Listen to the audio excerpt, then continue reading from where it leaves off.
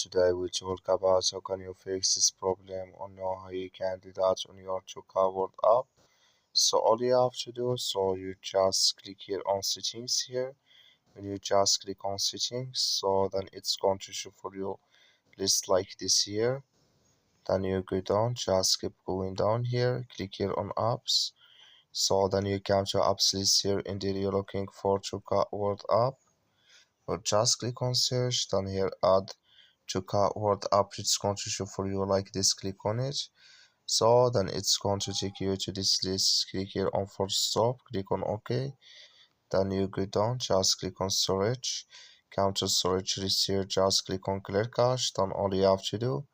So you just go to your Play Store. Click here on Play Store here. You search here for Toca Word app. It's going to show for you like this. You will find here update. Click on it and it's going to work with you. That's all you have to do. Thank you for watching. Don't forget to support us by liking and subscribe.